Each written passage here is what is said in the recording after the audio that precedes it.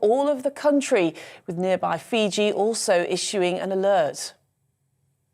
Lawyers for Prince Andrew want to question his accuser's husband and her psychologist as part of his civil sex case.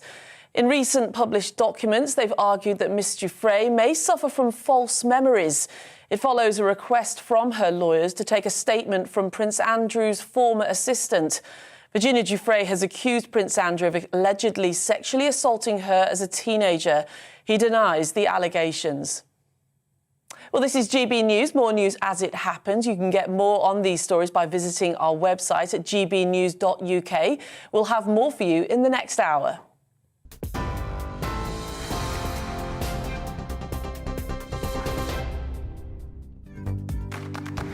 Well, looking ahead to this evening's weather, and the UK is looking dry for most, but early clear skies means some fog will return. Let's take a look at the details. Clear spells in the southwest mean it will turn chilly this evening. Watch out for a few sharp showers too, particularly around the coast where they could be quite heavy. It's a cloudier picture in the southeast. It should stay dry here, though, with less fog than we have seen through some recent nights. There will be breaks in the cloud across Wales towards Cardiff in the east. It will stay dry, but some showers are likely further west. A cloudier evening than recently, though, for the Midlands. Whilst the odd spot of rain cannot be ruled out, for most it will stay dry. Temperatures should not drop much further through the night. Eastern and northeastern England is where the fog will be thick in places through the evening. However, as the skies turn cloudier overnight and the winds pick up, the fog should largely clear. Further north, and a weather front will push southwards across Scotland, leading to largely cloudy skies and some outbreaks of rain. Meanwhile, over in Northern Ireland, we're set to have a fine end to the day with variable amounts of clouds. Some fog patches are possible, but it should stay dry. Overnight, the front will continue southwards across Scotland into northern England and Northern Ireland, with some sharp showers possible elsewhere. And that's how the weather is shaping up overnight and into tomorrow morning.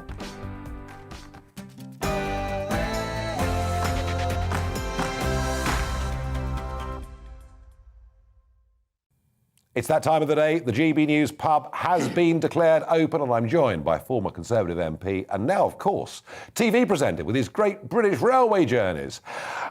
And Michael, I have to say, you're probably better known now, actually, aren't you, for the railways? Nigel, cheers. Cheers. Very good to see you. Yeah. The railways, you're one of these people who, that 1997 shock that we all remember, but you reinvented yourself magnificently as a TV presenter. An amazing piece of luck, actually. Because luck? Well, you think of the hundreds of people who come out of politics and who don't find another berth. Yeah. And I think it is largely luck. Actually, I made a television programme shortly after I had lost my seat. And it was a railway journey. It was in a series of railway journeys, but you had a different presenter each week. And I had the luck that I made it about my father, and he had been involved in the Spanish Civil War with his brothers fighting on the other side. And this was a very emotional programme, and it was maybe a side of me and a part of my story that people didn't know. Well, the luck was that 10 years later, when someone came up with this new idea of doing railway journeys and looking at history using a Bradshaw's guide, fortuitously, the woman who was the chairman of the production company had 10 years before been the commissioning editor at the BBC. And she said, well, if you're looking for a presenter for a railway-based programme, I saw Michael Portillo doing this very emotional programme 10 years ago about his dad. Now, what are the chances of that? That's what you call luck, isn't it? Yeah. And you see, as we go through life, we drop acorns along the way and some of them grow into oak trees. And it is, life is a game of luck. But I watch those programmes and you clearly love doing it. I do indeed. I'm passionate about it. I'm very fascinated, not particularly by railways, to tell you the truth, but very much by history and by the people I meet and by the stories. I find the activity surprisingly similar to being a minister, because somebody, as it were, gives me a bit of paper with a brief on it. I read it, stick it in my pocket, and, as it were, go with it. I do the words. So actually, it's terribly similar to being a minister. Someone else has done the research and the work, but they put me on the spot and I have to do the words. And I do it with passion, because there's no point doing anything without passion and commitment. And I'm also somewhat aware that there are lots of people who can't travel, This has been particularly true of the last two years, where almost no one has been able to travel. But even before that, there are people who are elderly or disabled or whatever, and I have a big responsibility to travel on their behalf. I'm traveling, they are traveling with me vicariously. And so, there has to be the passion of the journey, there has to be the description, there has to be the joy of discovery. And I must say, everything is a discovery to me. I mean, I don't go into it, I hope, proselytizing or pontificating, because I don't know this stuff. I find it out as I go along. No, you turn up in a place, you learn the story. People tell me things. Yeah, and I find the history side of it personally very, very interesting. Well, thank you. I mean, that's the bit that motivates me. Yeah, no, I love it. I love it. Now, Michael, long career in politics, long career as a commentator, and you've seen Margaret Thatcher with the Western crisis, and we've seen John Major with ERM and back to basics and goodness knows what, and David Cameron, trying to deal with the referendum, and Theresa May in trouble. So you've seen lots and lots of Conservative leaders in crisis mode. How much trouble is Boris in? Huge. And truth and falsehood, I think, are the most dangerous grounds for prime ministers. You mentioned Margaret Thatcher and the Westland crisis. Many people won't remember this now. But there was a day when she went down to the House of Commons and she thought she might not be Prime Minister by that evening. We thought she might not be Prime Minister by that evening. House of Commons is a sort of medieval trial by water, and what happened was that on that occasion, Neil Kinnock, the leader of the opposition, did not make a good speech, and she was saved. But the thing that was lethal to her was her integrity was in question. It was whether she had briefed against one of her own ministers. And this was Michael Heseltine? No, actually, it was Leon Britton, I think. Was it? Was Heseltine resigned? Heseltine resigned, and no, it was all, I think it was about Leon Britton, who was the Secretary of State for Trade and Industry. And I think that was the way around it was. Yeah. Anyway, it was about integrity, which was terribly important in her case because she was a person of integrity. It's rather the other way around this time, as it were, because Boris, has been caught out being economical with the truth. It's because he has a history of poor integrity that it is so lethal to him. But I think all of us have noticed that of all the things that Boris has done, the chaotic private life, even the chaotic way of managing the government, many of these things have been like water off a duck's back as far as he was concerned, as far as the public was concerned. But when we got into this business of the parties that were held in Downing Street, the public mood seemed to change conclusively. And the reason for that is very obvious, and it's been terribly well expressed by hundreds of people now about what they went through in the crisis and the contrast with what Boris and the number 10 lot were doing. So this is, I think, absolutely lethal. Is it arrogance in number 10 that they were behaving? It seems to be almost worse than that, almost a lack of human empathy. I go back to thinking that the regulations were wrong, they were unreasonable, they were inhumane, they were excessive. And I think that there just wasn't the empathy to understand what it meant for your mother to be dying, you not to be allowed to see her, for the funeral to occur and you not to be allowed to go there. You see, I'm not terribly puzzled by Boris's behaviour. I'm very puzzled by this fellow called Martin Reynolds, who is the private secretary to the Prime Minister. What on earth was he thinking? Is the private secretary to the Prime Minister doing in the middle of a lockdown, sending out an invitation to what, on the surface, would appear to be an illegal gathering? What has happened to the civil service? It did say at the bottom, bring your own booze. Well, no, but one has to be careful about libel. I would say, what on the surface could appear to be a criminal matter. How on earth did this happen? What has happened to... I think there's a whole list of things. What was Simon Case doing judging these matters when allegedly he'd been at one of the parties? For a very brief period. What was the head of the Foreign Office doing, sunning himself at his villa when we were trying to get people out of Afghanistan? What has happened to the civil service? I'm as shocked by that as anything else. But anyway, look, the important point today is Boris. He apologised today to the Commons, right? But then sort of qualified it. I thought your analysis was spot on. I thought it was very subtle what you said that you didn't use the word sorry. It matters. It's a matter of semantics, but it matters. Yeah. I agree with you that the first paragraph was great. The second paragraph, the garden is an extension of the office. This was becoming very mealy-mouthed at this point, so that was not so good. But I think it is I think it's lethal. I mean, I've changed my view on this quite recently. I did an interview with Liam Halligan just before Christmas, and I was emphasising the point that Boris is an amazing election winner, proven election winner, that the Tories would be crazy to get rid of him. But in the last few weeks, it seems now that he's a proven electoral liability. So I think the two questions for the Tory party would be, is there any possibility that he could recover from this? If the election is still 3 years away, will people by then have forgotten the anger that they feel today? It's possible. 3 years is quite a long time. I mean, try and remember what was going on 3 years ago. 3 years is a long time, so it's possible. Yeah, but when trust is breached... And then second question, surely also, are we simply going to see one thing like this after another, after another, after another? And, the dismal business over Owen Paterson, I think before we even got into the revelation of the first party, I think, most Tories would now conclude that it is likely that the chaos will continue, that life will always be like this. But make no mistake, the Tories would be taking an enormous risk if they dump Boris, because they're getting rid of someone who at least, won elections pretty consistently in the past. 2 mayoral elections, a referendum, the referendum, and then the majority of 80. And they'll trade him in for Liz Truss or Rishi Sunak. In many ways, better candidates, better able to be Prime Minister, I dare say.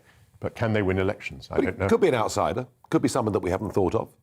Whoever it is, it's not a proven election winner. That's my point. No, I get that. Boris was the most exceptional choice as Conservative leader because he had this extraordinary record of winning elections. So in a way, they weren't taking a chance on that. They knew that. But it doesn't feel very Conservative, does it? The fanatical drive to net zero, the extension of government into our lives in every area, the increase on tax, national insurance, barely lifted a finger. I don't know what the Conservative Party is now. Well, that's the point I'm making. I mean, there are at least 2 and probably 3 Conservative parties. You were just talking earlier about the Scottish Conservative Party, which is going off on its own. Let's leave that to one side for a moment, although I think it is very important what has happened there, because you can't have a separate Scottish Conservative Party. And if they're saying the Prime Minister should go, I think that starts a landslide. But the other sense in which there's more than one party, talk about the Red Ball seats. I mean, these Red Ball MPs, they are not, I think, Thatcherite. They're longing for public spending in their constituencies. the levelling up. They're levelling up. And so, that's not the Conservatism that I knew or that I remember. And they're quite an important group. And of course, to some extent, if they stay there, they are the future of the party. So it's not quite clear, to what a Conservative leader has to appeal. But anyway, my summary of where we are now, I'm not sure. Let me ask myself an easy question. Will he be leader at the next election? No. Will he be leader in a year's time? I don't think so. No. Will he make it through to the local elections? I wouldn't count on that. Interesting. Now let's remind ourselves what sort of Conservative you were. Let's have a look at Michael. Oh, no. Let's have a look. Let's embarrass. Let us teach our children the history of this remarkable country. I don't mean the wishy-washy sociological flim-flam that passes for history in many of our schools today. I don't mean the politically correct, debunking, anti-patriotic nonsense of modern textbooks. I mean the real history of heroes and bravery, of good versus evil, of freedom against tyranny. The SAS have a famous motto: who dares, wins. We dare. We will win. Oh, proper stuff. I'd vote for that. That's patriotic concern. I'm teasing you a bit with that. But, I mean, you were a contender. I thought you were going to go all the way. Yes, Marlon Brando. I was a contender. I haven't rewatched that speech, and I'm quite struck by how similar some of the themes are. All that stuff about debunking political history, correctness, education. Who knew that was so big even then? Of course, we didn't have the word wokery in those days. Or cancel culture, but that's what you were on We're about. still talking about the same thing. Yeah. No, absolutely. So it didn't quite happen, but you've made a great life for yourself. And, of course, you've been busy broadcasting. And on that theme, where are we going with the BBC in this country? It's been such an important part of our lives. Very important part of our lives. Do we continue with the licence fee? Do we go on as we are with the BBC? The analogy I've used before is that the BBC is a polar bear standing on a shrinking piece of ice. because the licence fee, I don't think, can possibly survive. Now, this is not an attack on the BBC. In fact, I defend the BBC. I want the BBC to prosper. But I don't think that the licence fee is in the medium to long term defensible, because we have such a multiplicity of channels. Why on earth should one of them uniquely be financed by a sort of taxation? Well, it is a tax, really. It's really a tax. So I don't think that is a sustainable position. And meanwhile, the BBC, funnily enough, has not set out to perform its public service duty. So if you look at the schedules now, it's very difficult to find excellent classical music or marvellous history lectures. I'm talking in particular about television. Radio is still pretty well sustained, but television has become pretty anti-culture on the BBC. So I don't think the position is sustainable. Therefore, I think the BBC should have been, from years ago, working to find an alternative way of surviving. And, one always has this very sad reflection that 15, 20 years ago, Netflix was a video rental store and the BBC was an enormous global name with a fantastically prestigious reputation. And today Netflix has taken over the world and the BBC seeing its income shrinking year by year. So I think they've got something wrong. I mean, I've just spent a month in Spain and it is so tiresome to me that as soon as I get there, even though I paid my licence fee, I can't watch the BBC because I happen not to be in the United Kingdom at the time. I mean, I think, the BBC should be available to everyone in the world over a pay barrier, by all means, like other television is, but it should be available to everyone in the world.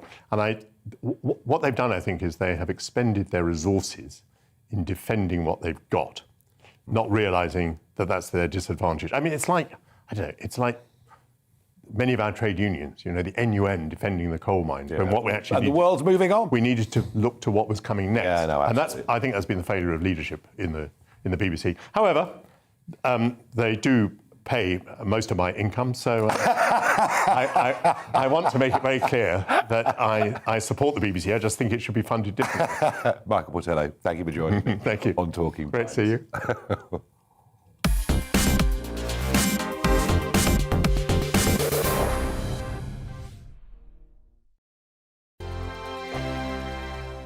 Hello there, I'm Eamon. And I'm Isabel. And you're watching the GB News digital stream across the United Kingdom. And around the world. If you're here in the UK, you can also watch us on your TV screen. GB News is Freeview channel 236. On Sky, we're channel 515. 626 on Virgin Media. Just remember, you might need to retune your TV to watch the channel. Yeah, and if you are doing that, find out more about retuning by going to gbnews.uk. Join my show Farage, 7 p.m. till 8 p.m. Monday through Thursday. And there you will get opinion, analysis, debate, and I'll cover stories that nobody else dares to touch. And then for the last 15 minutes, Talking Pints. We're over a drink. We have a civilised conversation with someone.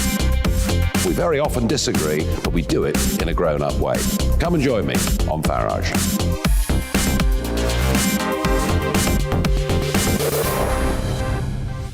I'm Dan Wootton. Join me Monday to Thursday from 9 to 11 for the feistiest and most fun news debate on TV, where free speech reigns. I'll bring you a sharp take on the day's biggest stories, bombshell newsmaker interviews, and A-list guests.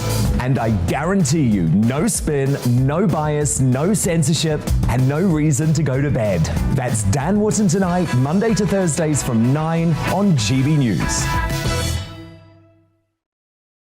Hello there, I'm Eamon Holmes. And I'm Isabel Webster. And we hope you can join us for Breakfast with Eamon. And Isabel. You make me laugh out loud, belly laugh. Is that important first thing in the morning? Yeah, absolutely. And there's me trying to be deadly serious. News is a serious business. Yeah, I have to rein you in sometimes. Well, it doesn't stop us laughing at it. It doesn't stop us having an opinion on what's going on. Yeah. And it certainly will not stop us reflecting what you think. Weekdays from 6 to 9:30 on GB News. My name is Andrew Doyle. Join me every Sunday evening at 7 p.m. for Free Speech Nation. This is a show where we address current affairs and news stories of the week with the help of two wonderful comedian panellists. I brought in comics because I want to give it a lighter edge, and also they work for less. See you there.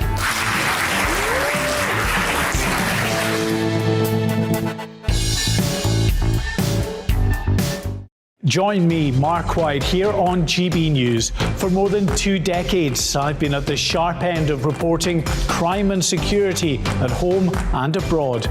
From the scourge of terrorism to the fight against violent crime and the deepening small boats crisis in the Channel, they're issues you rightly care about, and so do I.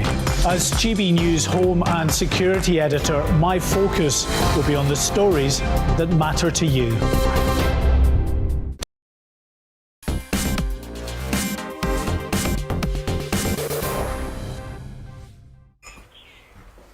Well, it's not the GB News pub in Paddington tonight. No, no, no. We are here in Belgrade in the Novak restaurant, and this is our Talking Pints, and I'm joined by Novak's younger brother, Georgie. Georgie, welcome. Thank you. To Talking Welcome Pints. to Belgrade. And thank you very much indeed. What a week it's been for the Djokovic family, and I've been watching you, your uncle, your mum, your dad, the press conference you did today. I didn't know there were that many cameras and newspapers in Serbia, but they were all crammed into this very room. Yeah. You look like a very, very united family unit. We definitely are, and it's been a roller coaster of a ride throughout the last 6-7 days ever since Novak posted that picture on Instagram that he's going to leave for Australia. Yeah. It's been a battle. It's been really tough for us to actually stand by him and defend him on every possible turn and every possible front, because we've been attacked from several different media all around the world. Well, of course, because you're all anti-vaxxers. You're a family of anti-vaxxers. That's what people have said. Well, that's just not true. We're only fighting for the liberty of choice, and we all think that the liberty of choice is something that every person should have. It's not about being called pro or anti-vax. It's about being a human being able to choose for himself, and you don't need to say it. You just need to be with yourself and actually take care of yourself, take care of everyone around you, protect yourself, and this is what we're going for. So when that court judgment came out this morning, did you feel elated, or was still that threat? Did you feel the threat at that moment? Because the judge had said this, hadn't he? And some odd things happened. I mean, I felt very happy for all of you, but then some strange news reports circulated. There was a story that he'd been rearrested. There were a lot of Serbs surrounded a car. Pepper spray was used on them. It was a very tense, despite the result of the court, it was actually a very tense morning, wasn't it? It was a very tense morning, and none of us have slept in the last 3 to 5 days, depending on who had what role in this. Yeah. But obviously, this morning when we heard the verdict, we were quite happy at the moment. But then, of course, many media have said that he might get rearrested, that his visa might get cancelled, and then everything started on and off again. Like we just came back 6 days ago, so it was very tough for us. Obviously, I would just like to say for my mom and for my dad especially, they've been very emotional.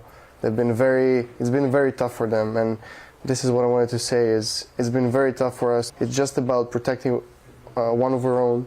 It's protecting somebody that did absolutely nothing wrong, which was actually in the verdict, right? He did nothing wrong. Yeah, he did everything according to the law. He obeyed the rules he was given. Exactly. So this is the point we were trying to make, and we did not organize all of those gatherings and the press conference to attack anybody. It was for the sole purpose of spreading the word out there and for introducing the people to his case, and for obviously showing and sending a lot of love for Novak, for him to fight it off. And I'm just glad the law still works, and this is something that we're looking forward to. Yeah, and he was back on a tennis court this afternoon, so that is pretty good news. It's a beautiful picture. Yeah, but where he was kept, I mean, it was basically a detention centre. I mean, he was arrested. It looked pretty awful, pretty grim, and I know that your mum, your dad, your uncle, yourself, you've had some very tough words to say about the conditions that he was kept in. Of course. I mean, you know, we said goodbye to him. He was off to Australia. We said, hey, you know, off you go, good luck. Bring back another trophy. And then about 30 hours later, he was, you know, kept in some sort of prison. They were questioning him, took away his phone. But this is, I don't think any of this is important right now. The thing is that even when we discussed the conditions in that accommodation that he stayed at, the immigration accommodation center or whatever they call it. Yeah. It looked pretty grim. It did. And we all know that. But he did not want to talk too much about it because obviously he was introduced very early that there are many other cases in the same accommodation that he's staying at from 3-4 months until all the way to 9 years. I heard this, yeah. This is something that hurt him quite a bit. This is something that kept him going, and he did not want to say, listen, you know, this is not good, or this is not, the food is not great, or whatever, because he knows that many people right there have dealing with this, have been dealing with this problem for a very long time. Especially, we heard a case about 9 years. You know, obviously he feels very sorry, and you know, this is not just a fight for him. This is a fight for all of them, and we really hope you know, everything will work out for them as well. Now, coming here to Belgrade, to Serbia, I think it's difficult perhaps for British people at home to understand just the level of fame that your brother's got. I mean, he's on posters and billboards. I mean, he is a national, you know, you're a small country, 7 million people, and this guy, you know, who's won 20 Grand Slams and all the rest of it. I mean, he is the most incredibly famous figure, and he's still only 34. Exactly. He's been growing up in one of the most difficult times for our country. Explain that to people, please. And the 1999 NATO bombings and the sanctions, and we had a very, very difficult times throughout the history of Serbia. You know, Belgrade has been in ruins more than 20 times. We came back and we built it up. We're still 7 million population in Serbia, and we're still fighting to get there. We never attacked anybody. We're the ones who are always defending, and this is about him growing up in a very difficult times. Well, and you practicing exactly. I mean, you were quite a young boy when all of this was happening. Quite young. I still have some, you know, some short flashes. Not as many as Novak. Obviously, he was at that time, I think 11 or 12 years old. Yeah. So for him, it was much more difficult because he was actually aware of the situation. I was a very young kid. I just loved having my family around, whatever the circumstances are, you know, upon me. So after that, he started making success in, again, one of the difficult times of Serbia, and then we obviously separated with our brother country Montenegro, and that was very difficult times for all of us, and he started winning all those tournaments. Obviously his career was an uphill career for all of his life, except for one small period when he had that elbow operation. He wins tournament after tournament, he comes back every Grand Slam, and he just goes all the way, and then he loses a final like he did against Medvedev in New York, and then you just get sad, and then you know, what if? But then you come back 2 days later, especially in this small museum that my father made, and it's fantastic. It's kind of, it's been a great privilege, can I say, Georgie, to meet you, to come and spend some time here with the family. It's been my pleasure. And when you're over for Wimbledon, I look forward to catching up with you again. Likewise. And thank you for joining us here on Talking Pints. Thank you very much. Thank you. Well, that was Georgie. And wasn't that great? And what a family they are.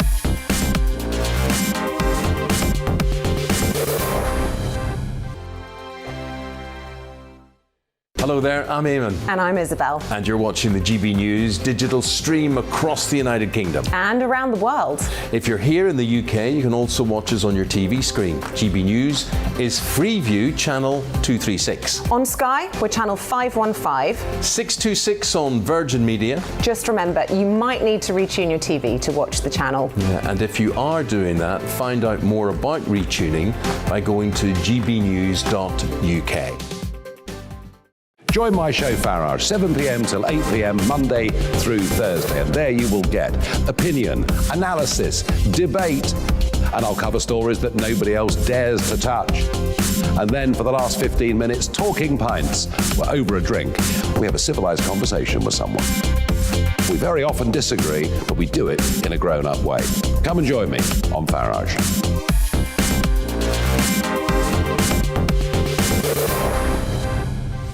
I'm Dan Wootton. Join me Monday to Thursday from 9 to 11 for the feistiest and most fun news debate on TV, where free speech reigns. I'll bring you a sharp take on the day's biggest stories, bombshell newsmaker interviews, and A-list guests. And I guarantee you, no spin, no bias, no censorship, and no reason to go to bed. That's Dan Wootton tonight, Monday to Thursdays from 9 on GB News. Hello there, I'm Eamon Holmes. And I'm Isabel Webster. And we hope you can join us for Breakfast with Eamon. And Isabel. You make me laugh out loud, belly laugh. Is that important first thing in the morning? Yeah, absolutely. And there's me trying to be deadly serious. News is a serious business. Yeah, I have to rein you in sometimes. Well, it doesn't stop us laughing at it. It doesn't stop us having an opinion on what's going on. Yeah. And it certainly will not stop us reflecting what you think. Weekdays from 6 to 9:30 on GB News.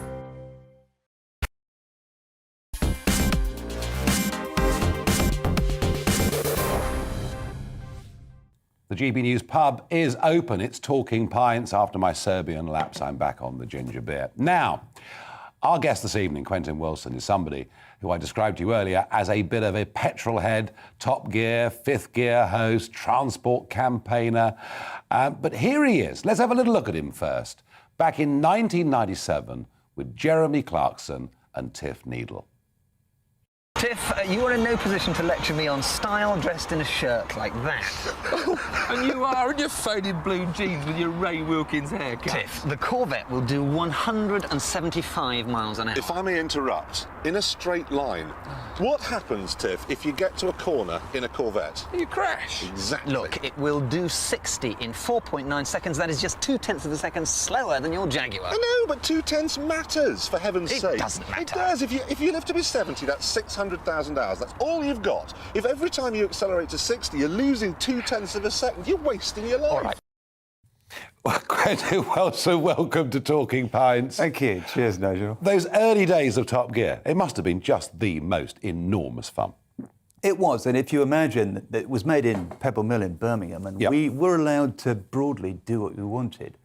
And we dressed up in leather jackets and jeans, and I remember one of the senior motor industry people saying, you know, when Top Gear comes on, the entire industry reaches for the Valium.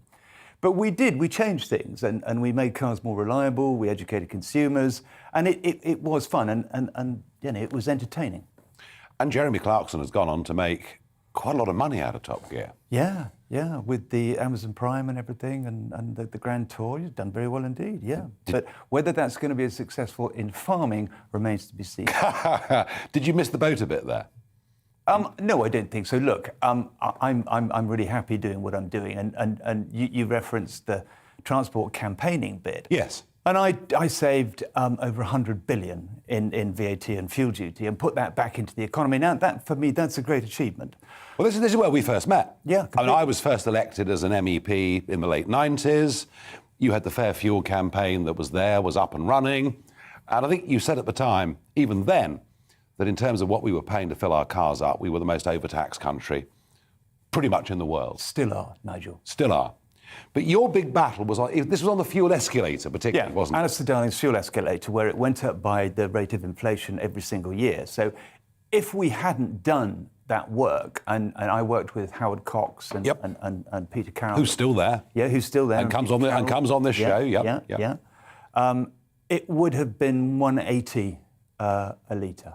£1.80. So we kept that down, and a successive 10 years of freezes on fuel duty. And I think that's a great achievement because that money went back into the economy in those difficult years, 2010 to 2016, when the economy was fragile. And the Treasury said that we increased GDP by 0.5% in an era of flat growth. And what we'd done would be remembered. No, I was an ardent supporter. I know. Of that campaign. You were really positive about it. No, I really was. But when you think about it, you know, around the Westminster Village, there are so many little offices with campaigns. So many of them, and very few of them ever actually blooming work.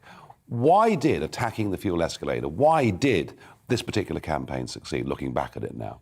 The Guardian, and who am I to disbelieve them, said it was the most successful political lobbying campaign in modern history. And that's a great accolade. And it succeeded, Nigel, simply because it was the money in people's pockets. We were saving them, spending sort of 60, 70, 80 pounds just to fill their car up. And it was a huge slice of disposable income. So we touched a nerve. Why the hell are we not producing our own natural gas? Why are we importing natural gas from Norway, Qatar, a little bit from Russia, when we've got it here? Why is the investment in the Cambo oil field stopped completely? I know that the Labour Party now are talking about, putting a new super tax on gas and oil companies. I mean, the point is, and we'll come to the green stuff in a minute, and I know you're a bit of a convert, but it does seem to me that until we have viable alternatives, we're conning ourselves in Britain by saying, oh, look, we've reduced our carbon dioxide output because we simply import stuff that's But we have produced no energy elsewhere. security, none at all. No. And it's really a critical issue, both economically, socially, political. We've got to do something about this. Otherwise, we will be enthralled for years and years and years to Mr. Putin with his natural gas and all the other countries that sell us the oil. And that's not good. You were a big petrol head, but suddenly there's been quite a big green conversion that's gone on.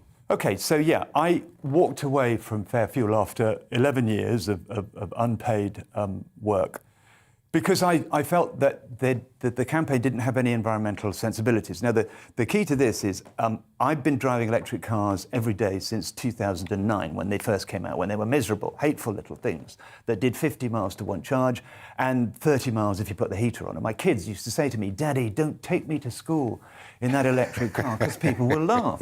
And the mums on the school run would say to my wife, why does he drive that silly little electric car?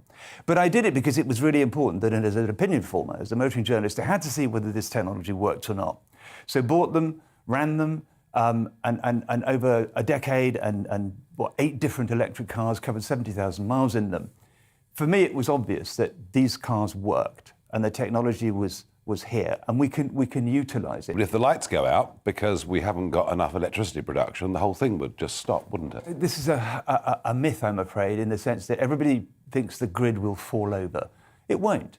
We have enough electricity. Well, the French could close it down overnight. Yeah, well, then don't talk to me about the French. Good. We do have all this offshore wind, we have all this hydro. Yeah, which is great, and until the wind doesn't blow, and then it's useless. Every expert I speak to, and I'm interviewing the head of renewables of the National Grid tomorrow, they say that we have enough power to be able to support 80% of the population driving electric cars. To produce, basically an electric car is a great big battery with a carapace around it. And that's basically what it is. These batteries are big, they're heavy, they use a whole variety of rare earth minerals, often mined under very, very unfriendly environmental circumstances. But did you know cobalt, which is the thing everybody is worried about because it's the DRC mines and child labour and everything, cobalt has been used for years in refining petrol. It's in your smartphone, it's in your tablet, it's in your computer. Nobody has complained about it up till now because we have this kind of real anti-EV sentiment which is being funded by vested interests. No, I get that. I get that the existing car industry, of course, don't want it. And the oil industry and the repair industry. But nobody, and maybe you can help me here, how green is all of this? Okay. If these batteries cannot be recycled, and at the moment, nobody's convinced me that we can recycle those batteries. So, OK, if you just said that we've got these precious minerals, these critical minerals, like lithium, like cobalt, like manganese, like nickel, nobody's going to be taking these batteries down to the tip anytime soon, Nigel. They will be recycled. The thing is, they haven't failed yet. And that's another myth. But no one's found the way of recycling them. Well, no, there are. BMW are recycling them. There are plenty of places that do recycle them, but they haven't got the quantity of batteries coming in because they're not failing. They're lasting much, much longer than people thought. So that industry, that nascent industry of recycling, that's definitely going to happen because those critical minerals will go in to make more EV car batteries. So you really believe this is the future? All this pollution, 28% of pollution is from road transport. We can now, I drive from the Midlands to London in an electric car and back on one charge, Nigel. That's nearly the Midlands and back. And back, 250 miles. And if I need to charge, I can charge it on a lamppost off the Bayswater Road. So for me, we need to say, right, That's a viable technology that could replace fossil fuels. And in the production of electricity, because wind is so hopelessly unreliable, you are burning fossil fuels very often. Yeah, sometimes, but not always. And we need to just grow that renewable industry, which is happening, so we can produce it. I know, which is why it's all going to go wrong. That's what I think, but I know, and you are the sceptic, and we will agree to disagree on this. But look, what is wrong with having clean air, with having energy security? No. There's nothing wrong with any of that. But I mean, this government isn't aiming at energy security. In fact, far from it. It's happy to go on importing from all over the world, including 9% of our electricity that comes from France. No, I get it on energy security, but whatever form of energy it is, I totally get that. You may be right. There may well be, and certainly the sales of electric cars were up last year, what, fourfold? Yeah, they're nuts. Absolutely, 28% of the market. Can you explain to me something else? Second-hand cars, second-hand petrol and diesel cars, from what I've read, rose by 28% in value in the last 18 months. Because of the superconductor crisis and the fact that you can't get new cars. There's a big delay because they didn't order enough semiconductors, and the Chinese have not. And are these the ones all coming from Taiwan? They're coming from, Asia, from China and from South Korea and Japan. So there's a premium on second-hand diesel and petrol cars only because you can't get them, not because they're more desirable than electric cars. I mean, the sales of diesels, I think they're down like 55% this year. My big worry is energy supply. Okay, that is my big too. worry. That is my big worry, and I think where we agree is we need to be self-sufficient in terms of energy, by whatever means that takes. I've seen people with electric cars. I've travelled in electric cars. They've certainly got a role to play. But do I think the government targets are realistic? Do I think that ordinary folk can afford these? I think these are very real problems. Yeah, and let's educate people for a moment here now. This idea that they're really expensive. The upfront costs, yes, but if you look at the depreciation now of electric cars, they are actually holding their value far better than petrol. But the initial purchase. Yeah. And also, if they're holding their second-hand value, again, it's quite expensive to buy them on a second-hand basis. Yeah, but the person who buys a new one will get most of their money back after 3 years. Yeah, I'm just thinking about ordinary folk struggling out there. And so am I. And we need interest-free loans and stuff like that. We really need to... Subsidy? Well, yeah, look, we need subsidies to do this. Oh, no. We fall out there. But outside, I had to find something, didn't I? Outside of that, Anne Widdecombe was on a few months ago, who, of course, became more famous on Strictly Come Dancing than she'd ever been as this formidable politician and known by a bigger audience. But just share with the audience your phenomenal success on Strictly Come Dancing. Go on. Well, from what I can see, you've actually managed to get the lowest score ever on Strictly Come Dancing, 8 out of 40, and you were described by Craig Revel-Horwood as Britain's worst dancer. And Bruno said it was like watching a Reliant Robin circling a Ferrari. But look, I mean, it's one of my proudest moments, Nigel. I think failure is the new success, and it is what civilises us. So when they rang up and they said, would you do it? I instantly said no, because I'm just, I'm as agile as a JCB. But my wife said no, because it will show that you are, human and that you can laugh at yourself. And I think it's really important. And for months afterwards, people would come up to me in the street and say, well done, mate. Well done, and shake your hand. And I think, it really is important that you show your real self and that you can fail. And that's good. It's the right message. In this world of influencers who say we must all be world-class and billionaires, a bit of homegrown failure goes a long, long way.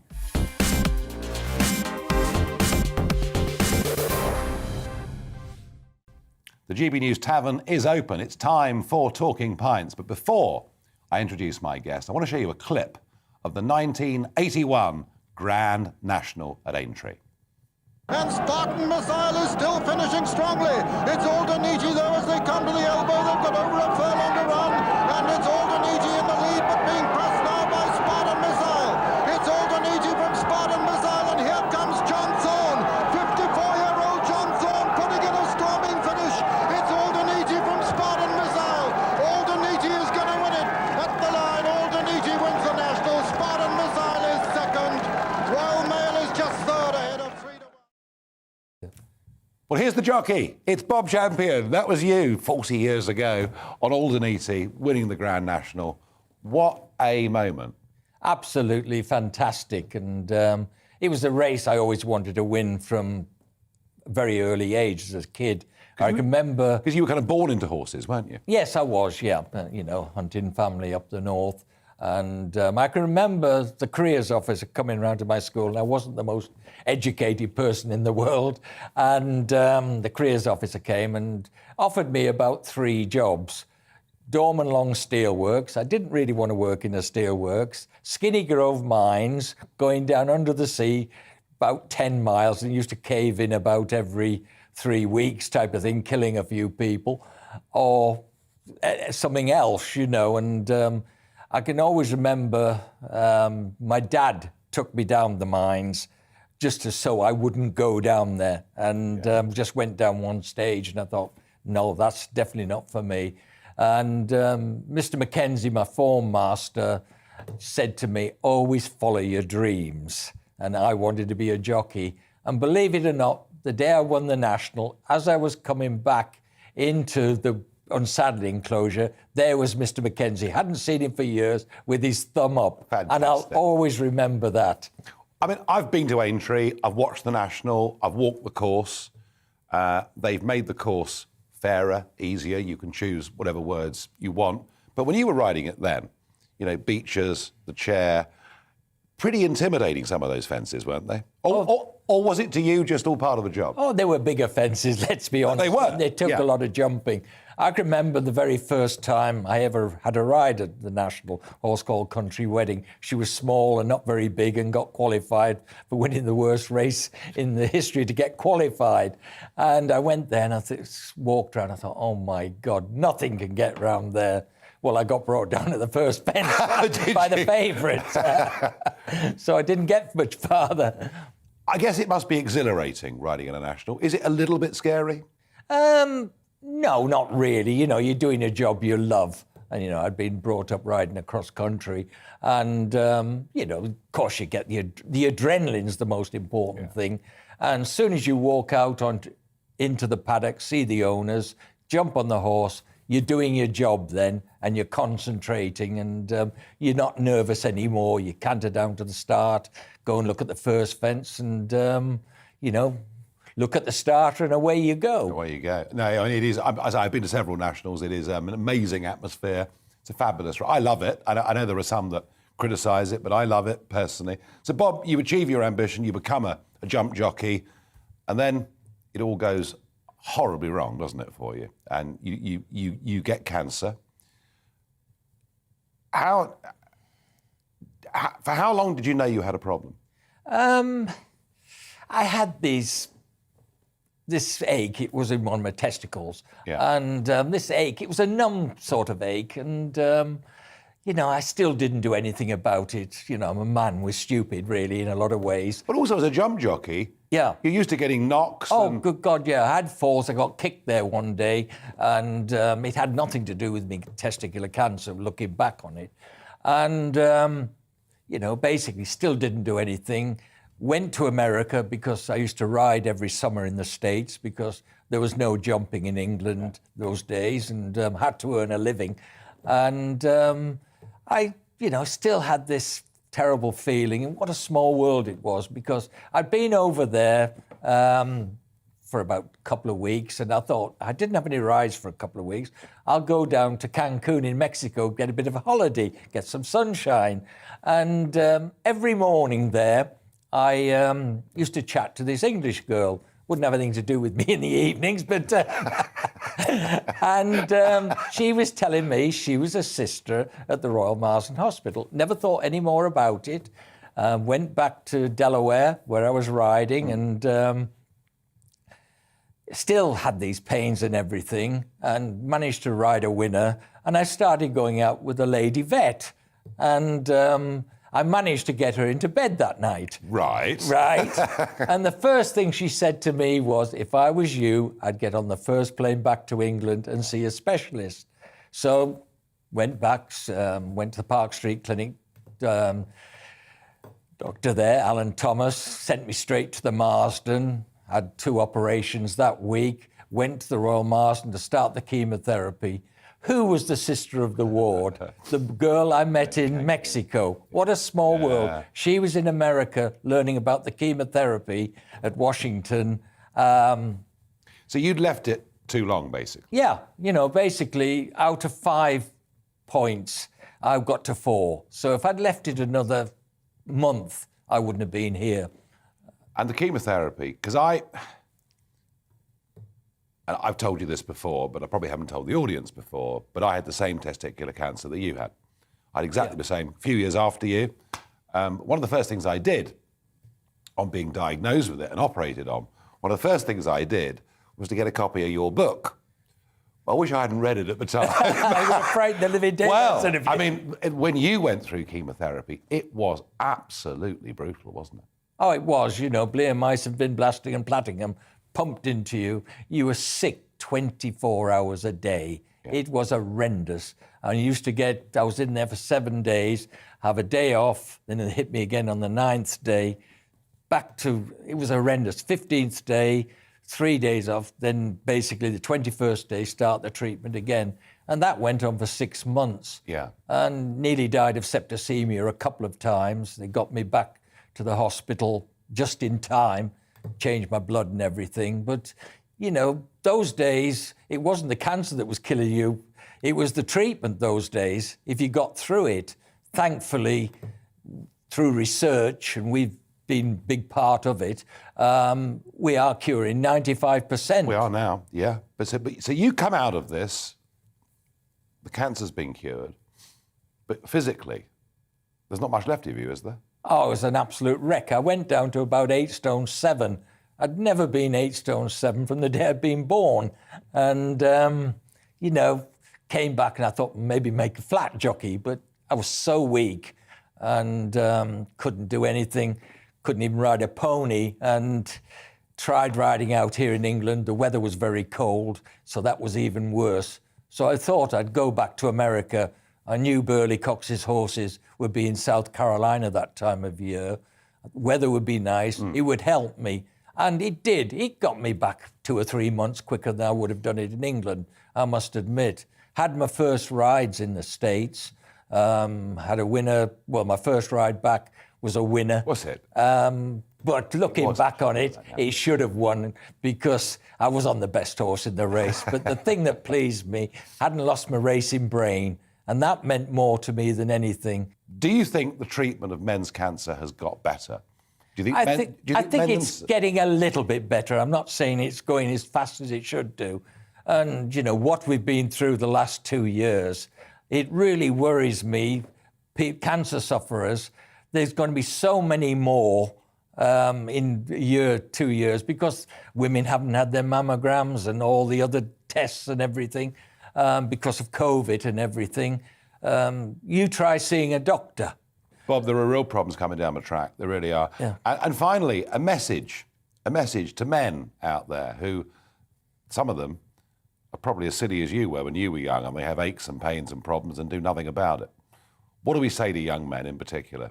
Most important thing, if you think there's something wrong, go and see a doctor. But the most important thing is check your bodies. You know, if there's any changes, go and do something about it, because it could save your life.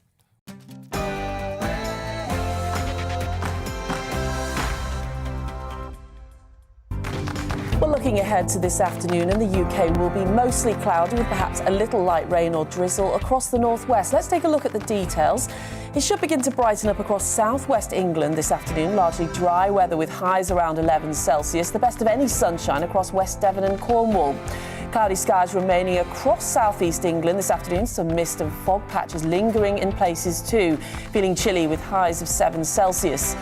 Wales could see a few light showers across the western side of the country. Drier in the east with perhaps a few glimmers of sunshine. The Midlands will be chilly with lingering fog patches, but also some sunshine too, heading towards Manchester, and it should be brighter here, but cloud persisting over the Pennines, feeling cold for many. Some spells of sunshine breaking through, though, through the mist across northeast England this afternoon, but a chilly day as temperatures struggle in some places. Highs in Newcastle reaching around 4 Celsius.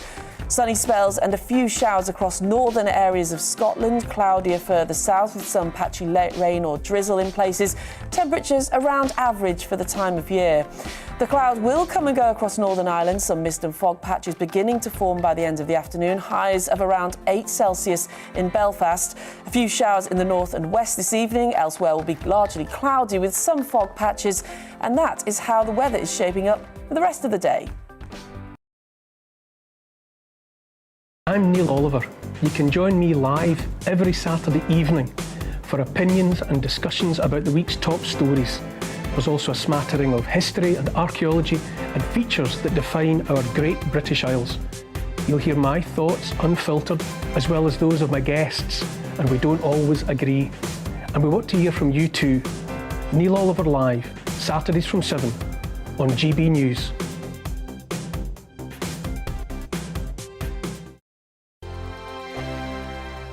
Hello there, I'm Eamon. And I'm Isabel. And you're watching the GB News digital stream across the United Kingdom. And around the world.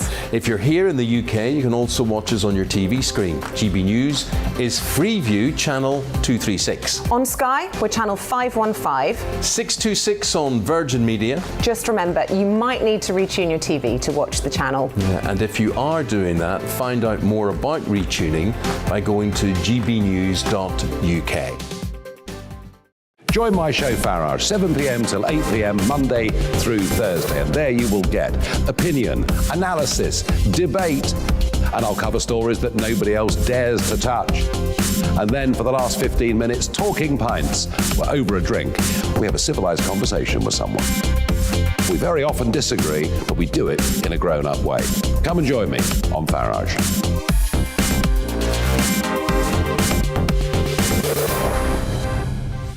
I'm Dan Wootton. Join me Monday to Thursday from 9 to 11 for the feistiest and most fun news debate on TV, where free speech reigns. I'll bring you a sharp take on the day's biggest stories, bombshell newsmaker interviews, and A-list guests. And I guarantee you, no spin, no bias, no censorship, and no reason to go to bed. That's Dan Wootton Tonight, Monday to Thursdays from 9 on GB News. Hello there, I'm Eamon Holmes. And I'm Isabel Webster. And we hope you can join us for Breakfast with Eamon and Isabel. You make me laugh out loud.